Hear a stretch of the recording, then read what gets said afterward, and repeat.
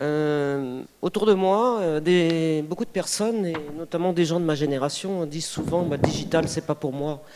Le digital, c'est pour les jeunes, ceux qui passent leur temps sur les tablettes, qui vont sur Facebook, mais je ne suis pas concerné par le digital.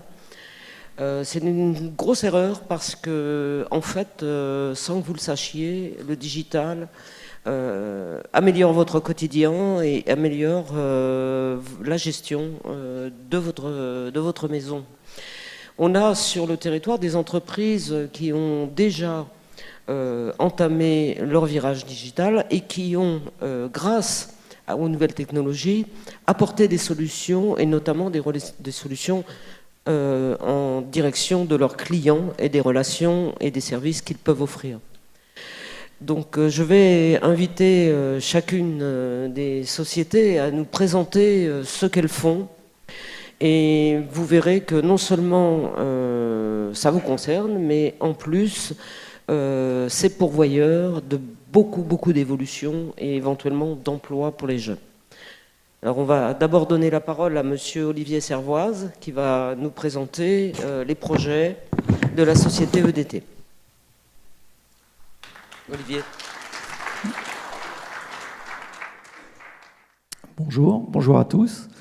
Alors, Nicole ne l'a pas précisé, mais je tiens à le préciser tout de suite. Je suis polynésien grand débutant. J'ai pris mes fonctions de Chief Digital and Information Officer il y a à peine 5 semaines. Donc voilà, ceci va expliquer cela. Voilà, EDT, comme tous les énergéticiens au monde, aujourd'hui est confronté au défi des 3D. Alors les 3D, qu'est-ce que c'est ? C'est le défi de la décarbonation. Il faut produire une énergie plus verte, plus responsable. Celui de la décentralisation, parce qu'un réseau où on a des sources multiples d'énergie, et sur le territoire, notamment le solaire, c'est un réseau qui est beaucoup plus difficile à exploiter qu'un réseau traditionnel. Et celui de la transformation digitale, de la digitalisation. Alors, pour vous parler de la digitalisation, en fait, la transformation digitale, je vais repartir de la définition telle qu'elle a été proposée par le gouvernement français, parce que c'est la meilleure que j'ai trouvée. Transformation digitale, c'est l'adoption intensive par l'entreprise et ses salariés d'outils et d'usages basés sur technologie. Voilà, je vous laisse finir. Ce qui est important, c'est qu'on ne parle pas seulement de technologie, mais on parle aussi d'usage, et c'est quelque chose qu'il faudra garder en tête tout le temps. Réussir cette transformation digitale, c'est aussi regarder comment les gens fonctionnent, consomment de manière différente, de manière beaucoup plus responsable. Alors, il y a 4 enjeux dans la transformation digitale. En tout cas, c'est comme ça que moi je l'aborde. 4 enjeux qui sont de réussir à renouveler l'expérience client. Le digital, ça permet de travailler de manière différente avec son client, de le connaître mieux, de lui proposer des services personnalisés. Le deuxième enjeu, c'est ce que les Allemands appellent l'industrie 4.0. C'est comment le digital permet de digitaliser son appareil de production, de le connecter, de le rendre plus intelligent et d'utiliser en même temps des nouvelles technologies comme la réalité augmentée, la réalité virtuelle, pour mieux piloter et mieux commander son appareil industriel. Et le troisième, c'est l'entreprise digitale. Aujourd'hui, il existe des nouveaux outils, de la mobilité notamment, mais bien d'autres, qui permettent de travailler dans les entreprises de manière beaucoup plus efficace, de manière beaucoup plus collaborative, d'ouvrir son écosystème, de travailler avec des partenaires externes, de travailler avec ses clients. Et il est important de mettre en œuvre ces solutions nouvelles pour travailler différemment et de manière plus efficace. Et enfin, dernier et non des moindres, le digital, c'est aussi un levier de création de valeur en créant des nouveaux business. Un levier, et on parle souvent d'innovation digitale, c'est pas un hasard. Donc aujourd'hui, je vais vous parler essentiellement de la dimension client et des initiatives d'EDT en rapport avec la relation client. Donc, qu'est-ce que ça veut dire? Quelles sont les promesses du digital en matière de relation client? Analyser de manière exhaustive l'expérience client actuelle pour pouvoir l'améliorer. Imaginer construire l'expérience client nouvelle en tirant parti des évolutions technologiques, faire évoluer les sous-jacents métiers pour proposer des nouveaux services, mettre en œuvre des pilotes agiles, mesurer et itérer en permanence J'attire votre attention sur le fait que la transformation digitale, on parle de transformation digitale, mais à mon sens, c'est un contresens. La chenille se transforme en papillon. Et quand elle a fini sa transformation, on n'en parle plus. Les entreprises ne vont pas se transformer avec un état fini. On va rentrer dans une phase de renouvellement permanent et une entreprise va devoir, à partir de maintenant, se remettre systématiquement en question, revoir ses fondamentaux, revoir ses business models. On parle volontiers d'ubérisation, surveiller sa concurrence, parce que le digital, ça va être une remise en question permanente de tous les fondamentaux. Et jamais se reposer sur ses lauriers. Alors, que fait EDT pour ses clients? Je vais vous parler, si vous le voulez bien, de deux initiatives. D'une part, le Smart Grid et d'autre part, l'agence en ligne. Alors, on va commencer par le Smart Grid. Le Smart Grid, pour ceux qui ne sont pas familiers avec ce que c'est qu'un Smart Grid, j'ai noté la définition. C'est un réseau de distribution d'électricité dit intelligent, utilisant des technologies informatiques pour optimiser l'efficacité de la production, de la distribution, de la consommation et éventuellement du stockage de l'énergie pour mieux coordonner l'ensemble des mailles du réseau électrique du producteur au consommateur final. Alors, je sais que c'est un peu insipide, je vais vous l'expliquer différemment si vous le voulez bien. Si la Zapette le veut bien aussi. Donc, un Smart Grid, c'est un système qui va interconnecter différents éléments de notre réseau électrique, depuis le compteur qui va être positionné chez l'usager, jusqu'au système d'information de l'entreprise. Alors, j'attire votre attention sur un certain nombre de points. Tout d'abord, les flèches qui sont positionnées sont bidirectionnelles.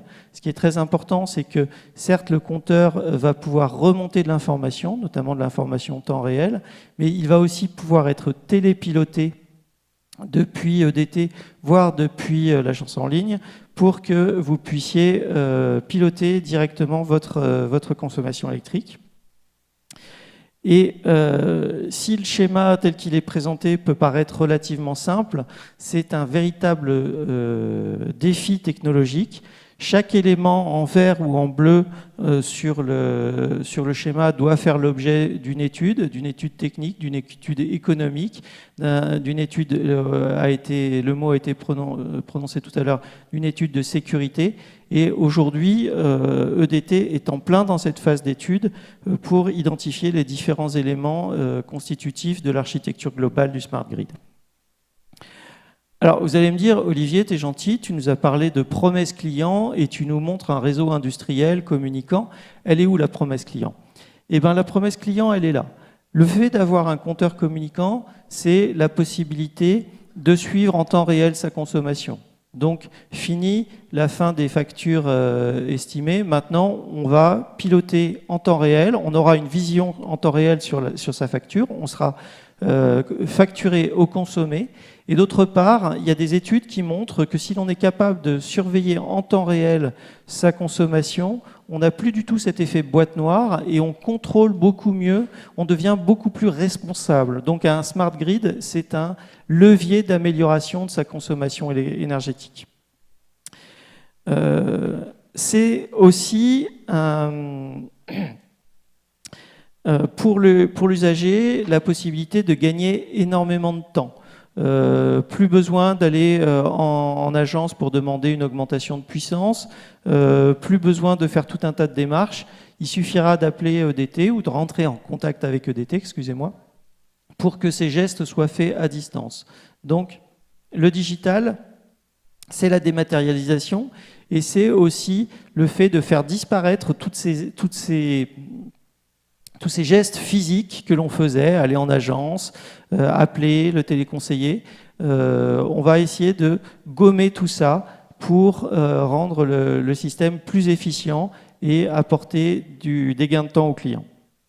Et enfin, la possibilité, sans doute, mais là je vais passer rapidement, la possibilité de construire de nouvelles offres. Le fait d'être capable de mesurer en temps réel ce qu'un utilisateur consomme, c'est sans doute la possibilité de lui faire des offres hyper personnalisé, mais ça je vais y revenir.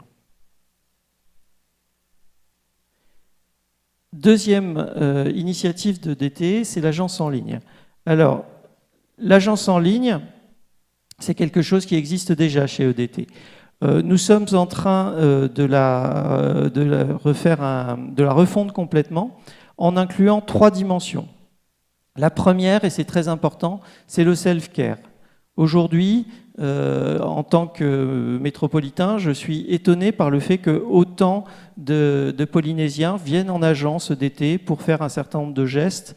L'idée, avec cette nouvelle agence en ligne, c'est de mettre en place les premières briques pour que les Polynésiens puissent faire un maximum de choses depuis leur connexion Internet, depuis leur PC, demain depuis leur application smartphone, et puissent complètement piloter, interagir avec EDT de manière autonome sur le site web. Une deuxième dimension, c'est l'amélioration de la relation client, pouvoir proposer des canaux différents, une extension des horaires d'ouverture des services, on verra comment, plus d'informations descendantes, mais aussi un dispositif qui va améliorer l'écoute client. Ça, c'est la deuxième dimension. Et la troisième dimension, c'est finalement, en mettant en place une solution comme l'agence en ligne, c'est d'améliorer la connaissance client, d'être capable de tracer toutes les interconnexions, toutes les interactions que le client peut avoir avec EDT, pour lui proposer un service qui lui soit plus personnalisé, qui connaisse son historique et qui soit plus pertinent. Alors, cette agence en ligne, c'est une première brique. Aujourd'hui, on peut téléphoner, on peut se rendre physiquement à EDT. On peut, demain, très vite, on va mettre en service cette agence en ligne. Et ce n'est qu'une première brique vers une omnicanalité, vers une relation qu'on va essayer de faire sans couture entre le client EDT et EDT, en proposant des nouveaux canaux, comme une application smartphone, comme la connexion avec Facebook Messenger, comme du chat live, ou même des chatbots à l'horizon 2018-2019. Tout ça en gardant en tête la satisfaction du client qui doit rester notre objectif final. Voilà, je vous remercie pour votre attention. Merci beaucoup Olivier. Tout ça nous fait rêver, maîtriser sa consommation, c'est notre objectif à tous. Et justement, EDT le prépare, mais je crois que la Polynésienne l'a fait. Donc on va laisser la parole à Benoît, qui va nous présenter les expériences que mène déjà la Polynésienne des eaux, notamment sur Bora Bora. Merci beaucoup, j'espère pouvoir tenir l'introduction. Pour commencer, je vous propose une petite vidéo pour décrire sommairement notre agence en ligne qui a été remodelée récemment, courant de cet été. Alors, je ne sais pas si en appuyant simplement... Vayari est client de la Polynésienne des eaux depuis 10 ans. Il a l'habitude de se déplacer dans son agence clientèle pour payer ses factures d'eau et pour se renseigner. Mais avec le temps qu'il perd à attendre son tour, la circulation et les difficultés à se garer, il aimerait bien qu'on lui propose d'autres solutions. Vainui, elle, est une femme moderne et connectée. Entre son travail, ses enfants et ses cours de yoga, elle n'a pas une minute à perdre. Elle a donc choisi de payer ses factures et de faire toutes ses démarches sur Internet grâce à l'agence en ligne de la Polynésienne des eaux. Veitea, sa passion, c'est le surf. Dès que Wingurua lance une grosse session, il est à l'eau. L'inconvénient, c'est qu'il oublie parfois de payer ses factures. Et quand il rentre du surf, l'agence polynésienne des eaux est déjà fermée.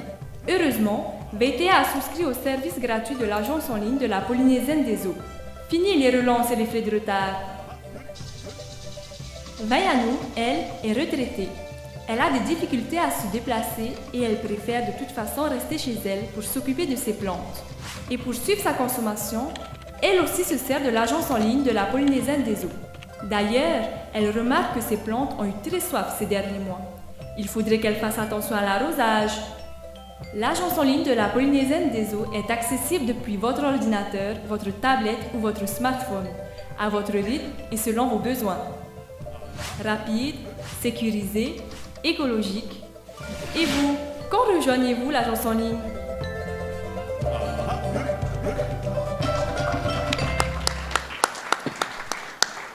Merci. Donc, c'est une réalisation de Poly 3D. Un petit spot de 2 minutes pour essayer de faire un peu de teasing sur notre agence en ligne. Donc, n'hésitez pas. Cette agence en ligne, elle est aussi responsive. Je crois que c'est comme ça qu'on dit. Donc, ça marche sur tout support. Hein. Vous pouvez essayer sur vos smartphones. En tout cas, ma présentation, elle est sur 3 plans. Et l'axe, le fil rouge de cette présentation, c'est vraiment l'usage. C'est-à-dire que, bien qu'on réfléchisse à beaucoup de choses sur le numérique, quand on se pose la question d'investir et de matérialiser quelque chose, là, véritablement, on a un comité de réflexion pour se dire est-ce que c'est bien utile ou est-ce que c'est bien demandé. Donc, je ne vais pas vous refaire la présentation, mais l'agence en ligne, voilà comment elle se dispose de 3 bandeaux.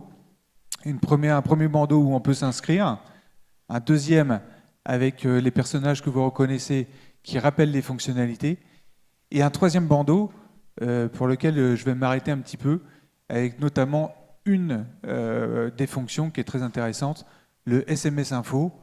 J'emménage, je déménage et je construis. Donc avec ces 4 icônes, sans inscription, pour être plus rapide, pour ne pas avoir donné son email, etc., on a choisi de mettre en avant ces 4 fonctions pour permettre de remplir des formulaires, d'associer des photos, sans pour autant communiquer un certain nombre d'éléments, mais pour être extrêmement rapide. Un des constats que nous avons fait aussi, c'est que les factures n'arrivaient pas. C'est-à-dire que tout le monde n'a pas de boîte postale, et quand vous mettez quartier, quartier un tel ou quartier machin, la première facture, elle n'arrive pas. La première relance, elle n'arrive pas non plus. La deuxième, non plus. Par contre, ce qui arrive, et malheureusement c'est le cas, c'est quand on fait passer nos releveurs et qu'on commence à mettre une carte en disant « avis de coupure, vous devez payer sous 7 jours ». Et là, les gens se rendaient à l'agence en disant « voilà, mince, j'ai plus que 3 jours pour payer ». Et véritablement, oui, ils n'avaient pas reçu les autres courriers, ça c'est clair. On est parti de ce constat-là, on est parti d'un autre constat aussi, c'est que finalement, alors j'ai pas retenu les chiffres qui étaient précédemment exposés, mais le taux d'équipement en Vini est assez impressionnant. Enfin, moi, m'a impressionné en tout cas. Beaucoup de gens ont des Vini, des portables, c'est ce qui est normal aujourd'hui. Et fort de ces 2 constats-là, on s'est dit, autant envoyer des informations par SMS. Et là, véritablement, on a eu un gros engouement. C'est-à-dire qu'on a près de 50% de nos abonnés, nos clients, qui ont souscrit au SMS Info en à peu près 1 an. C'est pour dire que là, véritablement, une technologie à SMS, etc., ça existe depuis longtemps, ça répond à un besoin. Là, c'est un rappel des fonctionnalités. Donc, bien sûr, hein, tout ce qui a été passé à la vidéo. Ce qu'on projette, bien évidemment, de faire également, c'est de proposer aux clients d'abandonner ces factures papier et d'indiquer qu'ils ne souhaitent plus en recevoir et qu'ils souhaitent uniquement soit avoir en coffre-fort dans l'agence en ligne, soit avoir par email la facture. Une autre innovation, ou en tout cas un autre outil informatique, c'est l'application smartphone, Vainati, que vous pouvez télécharger. Ça marche sur OS et sur Android. Vous la téléchargez et bien entendu, c'est quelque chose de très très souple en application. Vous pouvez, en un clic, ou peut-être 2, mettre votre index de consommation et l'envoyer. Donc vous êtes devant vos compteurs, vous avez votre smartphone, vous mettez l'index, le référence compteur, hop, vous l'envoyez. Vous n'avez même pas à stipuler qui vous êtes, etc. On retrouve tout ça derrière et vous êtes assuré d'avoir le bon index. Ça, c'est le premier point qui est très classique pour un service de distribution d'eau. Et puis le deuxième point, c'est des alertes géofencées. C'est-à-dire que vous vous présentez sur une zone. Si vous avez choisi d'être localisé, bien, vous pouvez avoir des informations que nous disposons sur le site Vainati. C'est-à-dire que si alors vous rentrez chez vous, cette zone-là est en coupure d'eau, donc vous recevrez une notification. D'autres fonctions qui ont plus des fonctions plutôt citoyennes ou éco-citoyennes, c'est que vous pouvez alerter d'un problème, d'un accident, d'un problème d'odeur, d'une avarie, d'une casse d'eau, et derrière, on traite l'information. Un autre outil, plus matériel celui-ci, c'est les bornes de paiement. Donc on va les disposer en début d'année prochaine, tout d'abord dans nos agences, pour permettre aussi là de faire, pour ceux qui ne souhaitent pas payer en ligne, mais se rendre en agence et pourquoi pas avoir un rendez-vous, de pouvoir se rendre à la machine et de pouvoir payer. L'idée étant que ces bornes de payants, on pourrait peut-être les développer et les installer ailleurs, type les stations-service, ou l'aéroport, ou des éléments comme ça qui permettent de tuer le temps et de payer sa facture. Un dernier point, et c'est peut-être le plus marquant, c'est ce que Nicole a indiqué en introduction, et ce que Olivier aussi a évoqué, le smart grid. Donc le principe est un peu toujours le même, hein, c'est on a un émetteur, on a un récepteur sur la tête, sur le compteur, il prend des informations, il l'envoie dans un récepteur, ça se fait par liaison radio, et ensuite, par GPRS, ça renvoie les informations sur des serveurs de manière à compiler tout un ensemble de données. Donc cette télérelève, elle est en fonction depuis cet été sur l'île de Bora Bora, dont vous retrouverez ici la carte. Donc il y a deux outils, en fait il y a deux modules.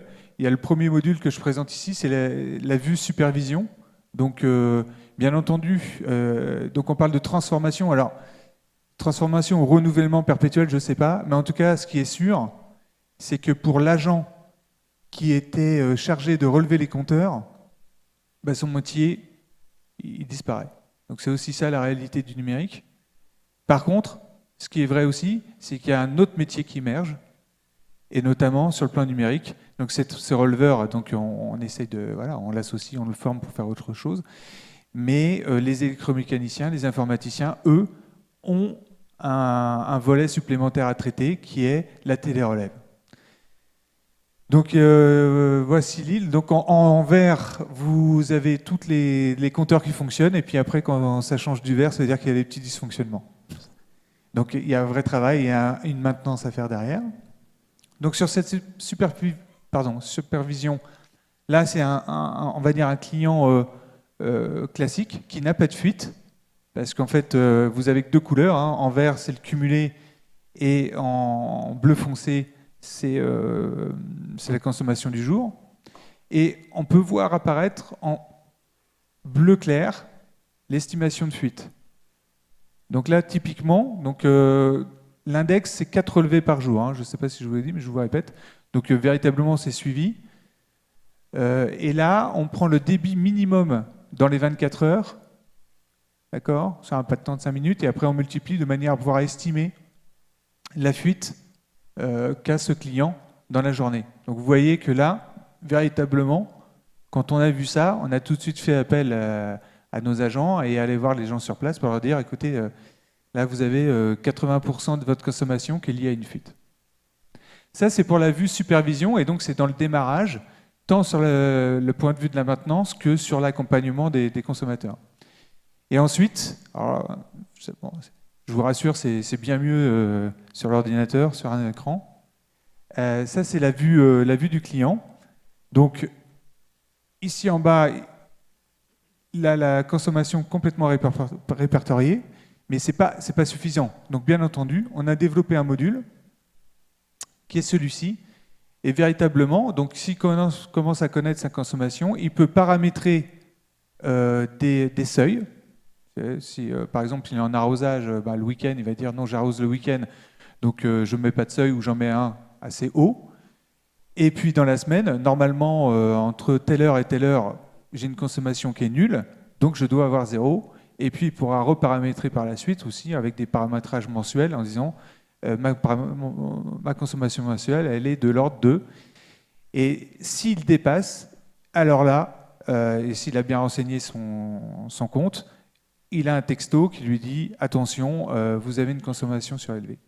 Donc voilà, cette présentation pour vous dire que le numérique, sur les hommes, ça répond à des besoins, et puis sur des métiers, ça change des métiers. Et pour une entreprise, il faut pouvoir traiter les deux sujets. En conclusion, je dirais également que bien qu'on travaille énormément sur les usages auprès de nos clients, et j'ai appris Prism et tout ça, la Polynésio, pardon, souhaite y participer. Je pense aussi qu'il n'y a pas que ce regard-là, il y a aussi d'autres regards où en fait on met toutes les données dans un endroit, on fait appel à des jeunes talents et ça commence à réfléchir, ça sort des choses et puis là on se fait interpeller en disant « Oh, mais oui, mais pourquoi j'y ai pas pensé avant ?» Et donc c'est ça, quand je reprends les mots de Monsieur le Ministre, c'est peut-être ça aussi moi qui me fait un peu vibrer dans le numérique, c'est qu'on se fait vraiment interpeller, on pense savoir des choses et puis finalement, jour après jour, on en découvre. Merci. Bien, merci Benoît. Je vais passer la parole. Donc là, on a vu que dans notre quotidien, il y avait quand même des côtés pratiques au digital. Pour organiser nos voyages aussi, il y a des choses qui se passent, mais aussi dans l'organisation interne de l'entreprise. Je vais donner la parole à Laurent Husson qui va nous expliquer comment ATN est en train de faire sa révolution digitale. Donc je suis ravi d'être parmi vous. Je trouve que la journée est très énergisante et je suis content de faire partie de cette communauté du numérique. Et je crois que vraiment ce qui est important, c'est de dialoguer en fait, d'échanger parce que bon, je voyais nos camarades de l'OPT, par exemple, ils sont souvent interpellés sur le prix, etc. des télécoms. Et je pense qu'il faut vraiment dialoguer avec eux et trouver les moyens en fait d'améliorer l'ensemble du dispositif et ne pas se comporter en silo, chacun dans son domaine avec ses plaintes, ses contrats. Je pense qu'en travaillant ensemble, on va arriver à faire évoluer les choses. Alors oui, chez AirTight Inouï, absolument, on a une transformation digitale qui est en cours. Cette transformation s'inscrit dans un schéma directeur, là aussi, qu'on a développé fin 2015 avec l'ensemble des directions de l'entreprise pour déterminer quels sont les projets qui vont permettre à l'entreprise de se développer et de fonctionner. On a au cœur de nos projets du schéma directeur l'envie d'améliorer l'expérience de nos clients de bout en bout, mais, et c'est très important, l'expérience de nos employés aussi. On veut, à travers notre schéma directeur, optimiser nos processus. C'est toutes les entreprises qui sont dans cette approche, mais conserver un très bon niveau de sécurité. On a parlé un petit peu de cyber-risque. Voilà. La transformation numérique, c'est aussi ouvrir ces systèmes à l'extérieur, partager des données avec nos prestataires, avec nos clients, et donc la sécurité doit être toujours au cœur. Alors, le projecteur n'est pas de mauvaise qualité, vous avez peut-être vu, c'est un peu flou, ne m'en veuillez pas. Il se trouve que là, dans ce schéma directeur, il y a une quarantaine de projets, dont certains sont les éléments de notre stratégie. Donc, dans l'hypothèse où un de nos concurrents soit dans la salle, on a préféré flouter ce schéma. Je vais vous extraire 5 projets du digital. Le premier, ça a été un projet cœur, c'est la modernisation de notre système central de gestion, qui, dans le jargon, s'appelle un PSS, mais qui permet de gérer le stock de sièges et les interactions de nos clients, depuis la réservation jusqu'à l'embarquement dans un avion. Donc on a modernisé ce PSS en passant sur Amadeus, fin 2016. En parallèle de ça, on a aussi modernisé notre site web, de manière à pouvoir offrir à nos clients de nouveaux services digitaux, comme la réservation en ligne, l'enregistrement en ligne, mais aussi des services à la carte. Un des plus attendus par les clients avec la digitalisation, c'est de pouvoir personnaliser son expérience. C'est pour ça qu'on propose maintenant des services qui peuvent être choisis par le client en plus de son voyage classique. Et on a eu le plaisir d'être reconnu puisque notre site web a obtenu le Travel d'Or 2017, un prix qui est décerné, qui est voté par les internautes. 200 000 internautes ont désigné AirTight Inouï comme premier site internet. Et on est fiers, parce que c'est devant Air France, Emirates, voilà, donc on est très contents. Et on doit le doigt aussi à des partenaires locaux, puisque notre site web il est maintenu par, entre autres, la société Proxy, qui nous a aidés donc, à avoir un site qui soit à la fois joli et très pratique. Un autre projet de la digitalisation qui est en cours et qui va se terminer en décembre, on a presque fini de mettre en place ce projet, c'est la mise en place d'une solution de gestion des réclamations clients. Ce projet s'appuie sur une solution web qui permet donc de gérer les réclamations clients. On a aussi une base de données qui va être automatiquement alimentée par d'autres systèmes informatiques. On va par exemple injecter automatiquement les informations de fidélité, donc de notre club Thierry, un formulaire de réclamation va être aussi mise en place sur notre site internet et qui va permettre aux clients de saisir ces réclamations. Alors, les gains attendus, alors toujours le client en premier, hein, ça c'est toujours un grand classique.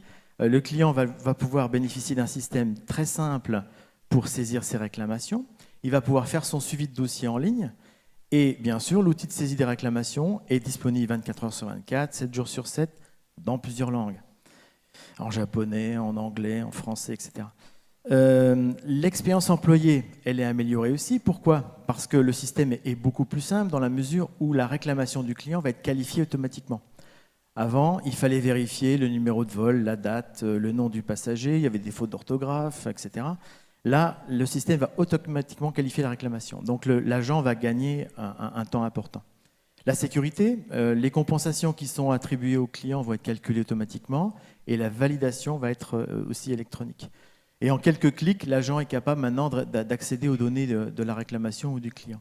L'entreprise est gagnante aussi puisque les réclamations sont tracées, toujours consultables dans le système. Un gain de temps, tous les services qui travaillent à améliorer le service du client peuvent accéder à ce système. Et enfin, on mutualise, puisque autrefois, les réclamations étaient gérées dans chacune de nos escales. À partir de l'année prochaine, toutes les réclamations seront traitées ici en centrale, à Tahiti. Un troisième projet est la mise en place de tablettes dans les avions. Donc tablettes pour les personnels navigants commerciaux, pour les chefs de cabine principaux, qui sont un petit peu dans l'avion le manager de l'équipe commerciale pendant le vol. On a mis en place des tablettes pour chacun de ces CCP, avec du logiciel dessus, bien sûr, hein. Un logiciel pour gérer la relation client. La tablette contient désormais toutes les infos des passagers qui sont à bord, leur niveau de fidélité, leurs demandes spéciales et toutes les particularités qui les caractérisent. L'agent va pouvoir aussi réaliser des rapports de vol électroniques.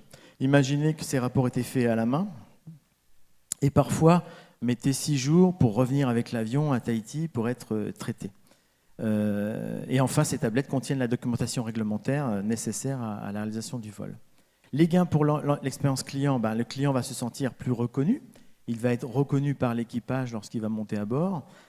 Quand il a des demandes particulières, par exemple un client qui fait Tahiti-Paris et qui a oublié de demander un repas vegan, il va pouvoir le faire à bord et à l'escale suivante, on pourra lui servir son repas vegan. C'est un exemple. Voilà, une amélioration de la qualité de service en fait, hein, en gros. Hein. L'employé aussi gagne du temps parce que les rapports qui étaient faits à la main sont faits désormais de manière électronique.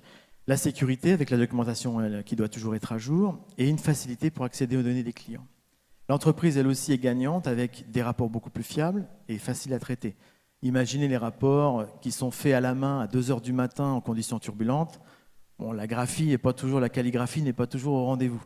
Là, avec les tablettes, on va pouvoir avoir une saisie très rapide et qui va être exploitée en fait dans une base de données, de manière à suivre l'évolution de la qualité de service au fil du temps. Un quatrième projet de digitalisation, ça a été la mise en place de tablettes, cette fois-ci pour les personnels navigants techniques, donc les commandants de bord et les officiers pilotes de ligne. Des tablettes leur ont été attribuées aussi avec des logiciels professionnels.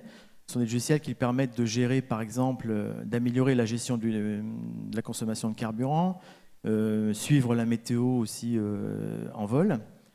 Un système de gestion de rapports électroniques aussi, qui sont transmis dès l'arrivée de l'avion. La documentation réglementaire, là aussi, doit être sur cette tablette. Et enfin, un outil de communication pour permettre aux pilotes de communiquer avec le sol de manière simple et permanente. Alors, là aussi, on va avoir un gain pour le client. Pourquoi ? Parce qu'en fait, la solution qu'on met à bord sur cette tablette permet donc de gérer la météo. Donc le pilote va pouvoir affiner la trajectoire de vol de manière à limiter au maximum les vols en conditions turbulentes. Et dès l'année prochaine, quand nos 787 vont arriver, les nouveaux avions, on va pouvoir avoir l'Internet à bord. Et donc les pilotes vont pouvoir mettre à jour la météo en temps réel. Ce qui va permettre là aussi d'améliorer encore les trajectoires de vol et donc de limiter au maximum le vol désagréable quand on traverse des courants, je dirais, un peu agités. L'employé aussi, le pilote sont contents parce qu'ils ont maintenant le moyen de saisir des rapports de vol de manière beaucoup plus rapide. Les rapports sont transmis en temps réel aussi. Et ils ont leur documentation à jour et peuvent utiliser leur logiciel au sol et en vol. Là encore, c'est un gain de temps ou une facilité puisque les pilotes peuvent préparer leur vol à l'avance au lieu de les préparer aujourd'hui à l'aéroport.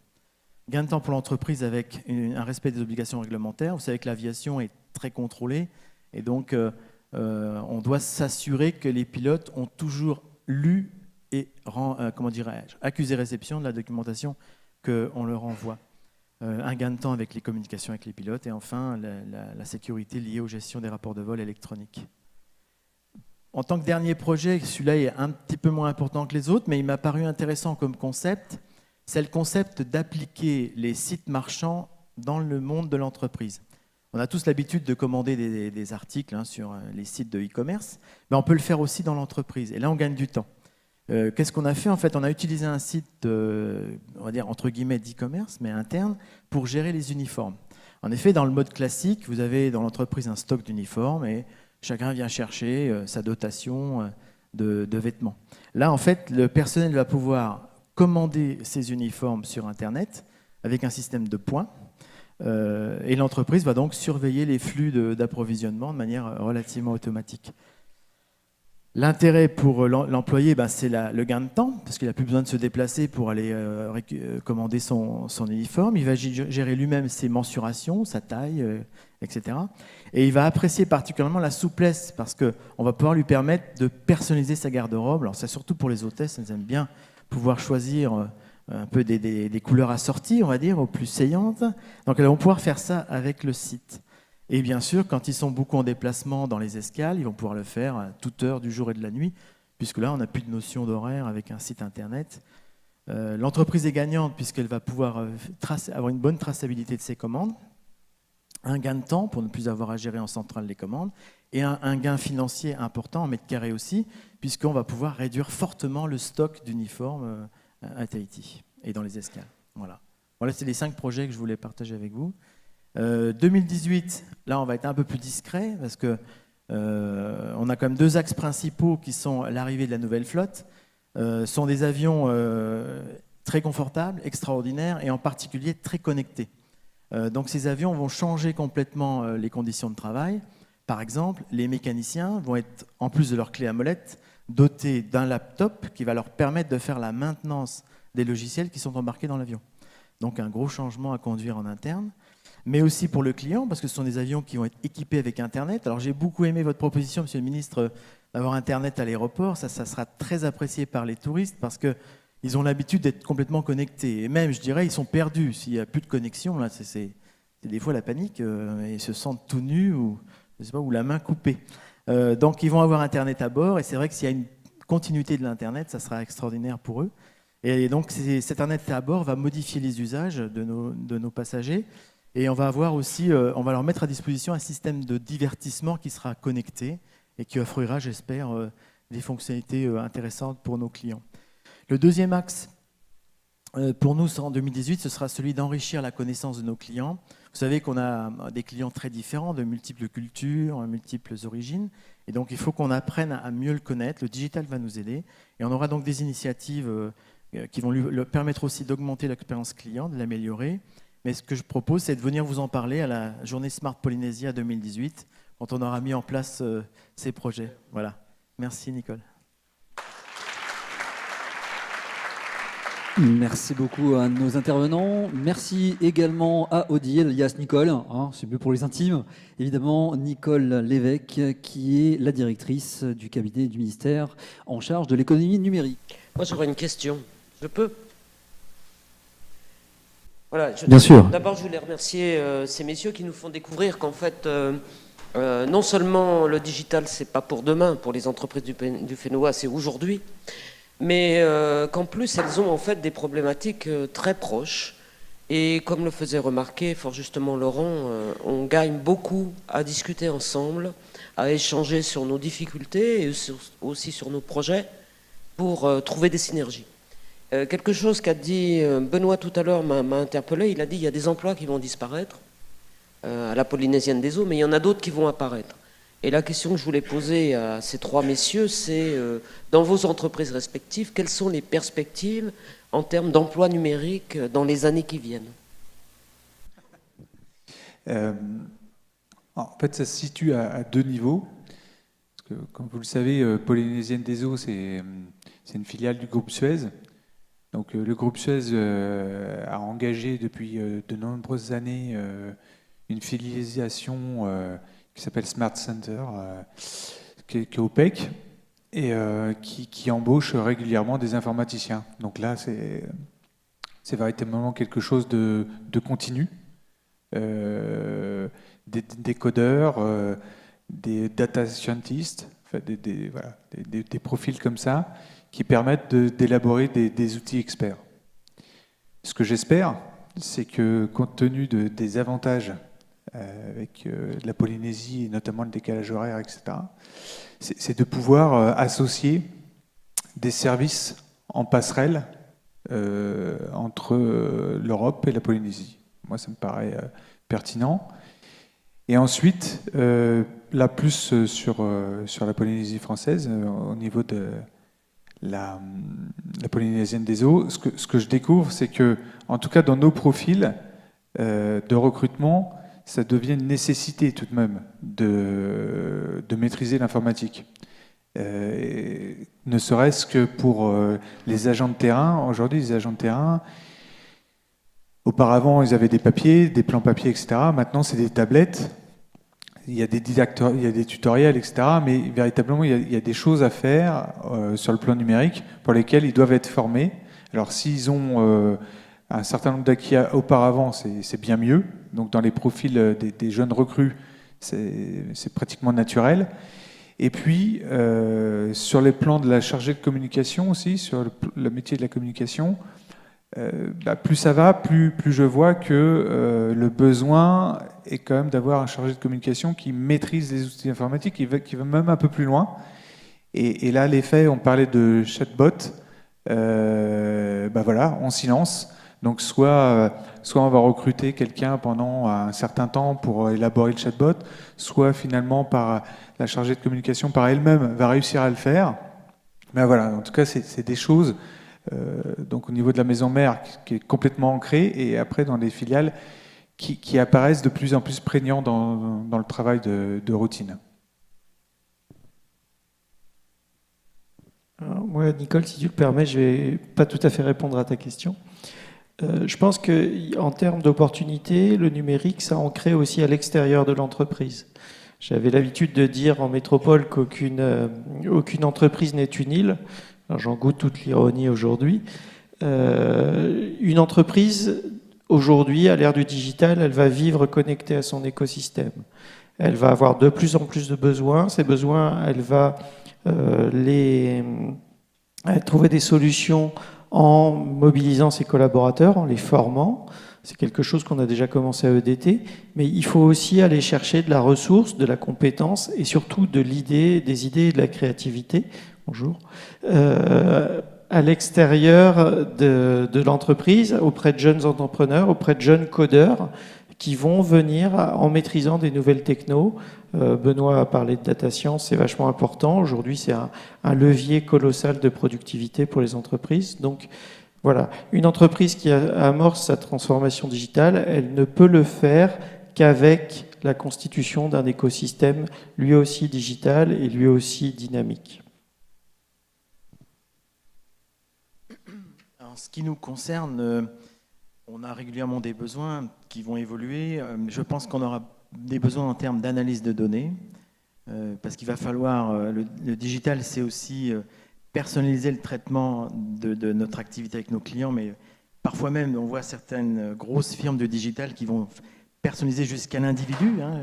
Le client a l'impression qu'il est unique, qu'on le connaît. Voilà. Donc ça nécessite de l'analyse de données. Donc on a parlé de data scientists, c'est des personnes qui vont analyser les données qu'on collecte, parce que c'est pas tout d'avoir plein de data, mais il faut en faire des choses utiles et qui créent de la valeur.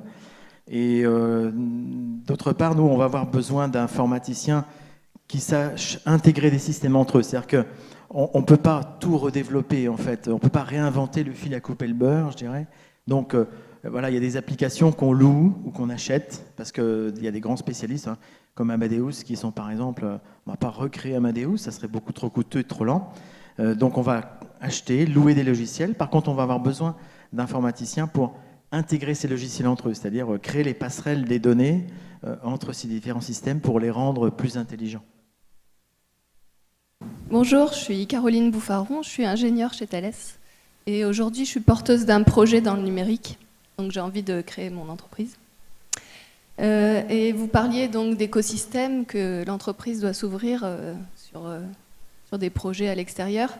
Comment vous portez ces projets financièrement, avec des aides, et comment vous les choisissez en termes, pour vous, quelle est l'innovation qui va faire que vous allez choisir tel ou tel projet? Alors là, je vais répondre sans filet. Mes petits camarades de DT qui sont dans la salle, merci de ne pas écouter.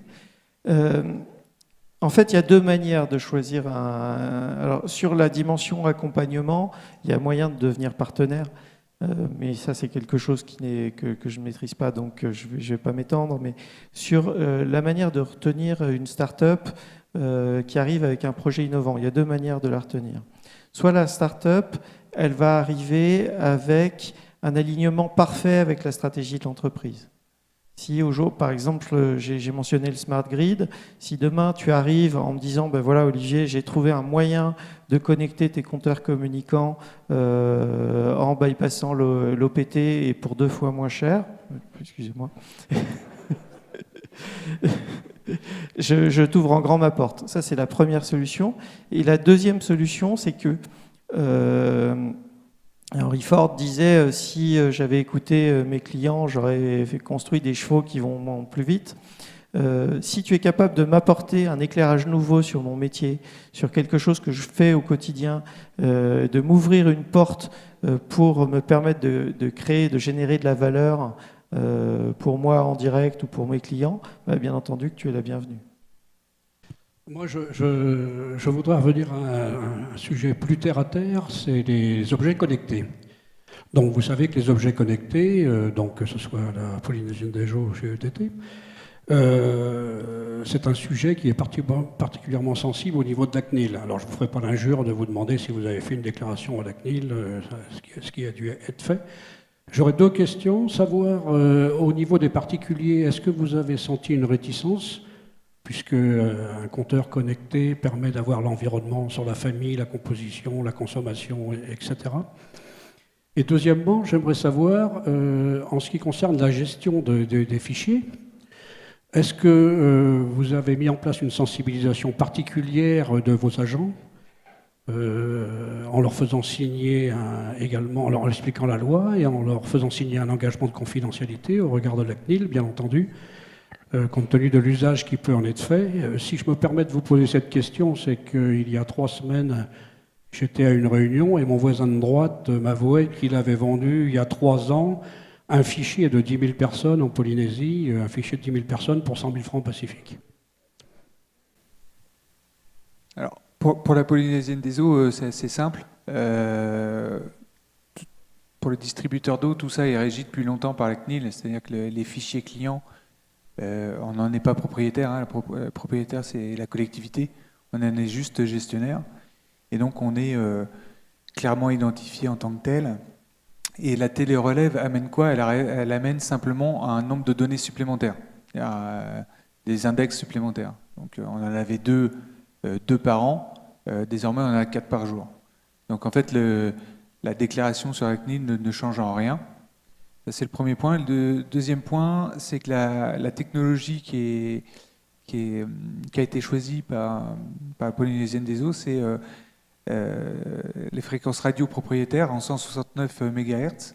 Et là aussi, on est complètement... Alors je ne peux pas le détailler parce que je suis qu'un généraliste, mais de ce qu'ont me rapporté les techniciens, c'est que cette technique, en étant le propriétaire, est complètement sécurisée de ce point de vue-là. Bonjour, Kevin Besson. Une question en fait plus pour Olivier, dans la continuité donc, de la question de Madame. Tout à l'heure, donc tu parlais de Smart Grid et de Smart Meter. Ici, en fait, en Polynésie, on utilise des compteurs type EDF. Qui dispose en fait d'une borne de téléinformation qui permet de récupérer des informations sur sa consommation instantanée, consommation cumulée, etc. quoi. Sauf que malheureusement aujourd'hui, de mes dernières connaissance, ces bornes sont plombées. Alors qu'en fait, en France, elles sont totalement accessibles par le client, en fait. Donc, est-ce que vous comptez justement libérer cet accès pour pouvoir permettre de récupérer des datas en attendant que vous mettiez en place un réseau de supervision, quoi? Allez, question pointue. Et trop pointu, en toute honnêteté, beaucoup trop pointu pour moi. Pour ma seule défense, j'arguerais que j'ai pris mes fonctions le 6 novembre, donc tu viens me voir et puis on en reparle tout à l'heure. Ça, c'est fait. Encore une réaction. Oui, bonjour, Olivier Kressman, président du MEDEF Polynésie. Je voudrais vous poser une question à tous les trois qui avez eu donc cette expérience aujourd'hui de digitalisation de vos services. Comment avez-vous abordé et comment avez-vous accompagné la conduite du changement auprès de vos collaborateurs? Parce que si certes le numérique digital est dans les mains de tout le monde, dans vos métiers peut-être plutôt techniques, ou au niveau même de ce qui se prépare chez TN, est-ce qu'il y a une action particulière que vous avez conduite au niveau des ressources humaines pour accompagner le changement auprès des collaborateurs? Alors, merci Olivier de poser cette question. La transformation digitale d'une entreprise, elle commence par la culture, ta question est tout à fait légitime. La transformation digitale, elle commence par une acculturation aux enjeux du digital des collaborateurs et du comité directeur, parce que au-delà de l'utilisation des moyens digitaux, on s'aperçoit avec la pratique que la transformation, elle va venir de prise de conscience des potentialités des technologies digitales et de leur déclinaison opérationnelle pour résoudre des problèmes, pour créer des services, pour résoudre des pain points que peuvent rencontrer les collaborateurs au quotidien. Donc, comment est-ce qu'on réussit cette transformation digitale? On le fait en sensibilisant les collaborateurs au pouvoir, au potentiel des technologies digitales, en leur expliquant, en leur décortiquant, en leur montrant, en réalisant des choses et en prototypant, en faisant des maquettes. Et ça, l'idée, c'est que la transformation digitale, elle va venir par la prise de conscience du potentiel, d'être capable de pouvoir mettre en face d'un problème, d'une idée, une technologie ou un ensemble de technologies qui va pouvoir répondre à ce besoin-là. Je n'ai pas le passé d'évangéliste que tu as, mais ce qu'on a constaté chez nous, en fait, c'est que ce ne sont que des outils, en fait. Ce ne sont que des outils. Donc, s'il n'y a pas un travail de discussion, de compréhension des problèmes qu'on veut régler, de partage, on va être qu'à la moitié du chemin. Et donc, chez nous, chez TN, un des sujets, c'est justement de changer la relation avec nos clients, d'être plus à l'écoute, de les connaître mieux, de savoir ce dont ils ont envie, ce qu'ils aiment moins, etc. Et d'ailleurs, je crois que sans vouloir toucher ce sujet-là, mais l'arrivée d'une concurrence dans le ciel polynésien va contribuer aussi à cette prise de conscience que voilà, le client est au centre de tout. Donc, l'outil apporte des potentialités, mais pour les réaliser, on reste dans une affaire éminemment humaine.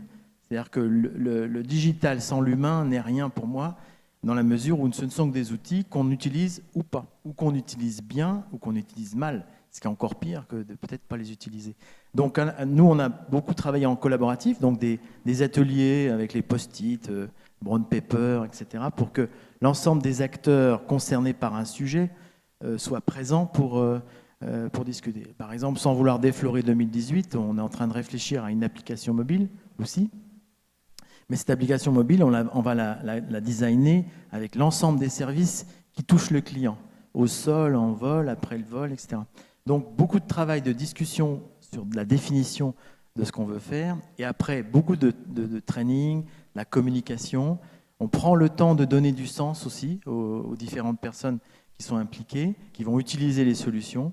Voilà, donc, beaucoup de formation et du travail collaboratif pour que les gens s'approprient ce qu'on veut faire dès le départ. Ce qu'il ne faut surtout pas, c'est qu'un décideur décide, voilà, c'est comme ça, on va déployer tel outil et après que les gens doivent se débrouiller. Non, il faut vraiment qu'il y ait une appropriation de chacun des acteurs de cet outil-là. Donc, ne pas être avare en formation et en temps passé pendant la création de la solution.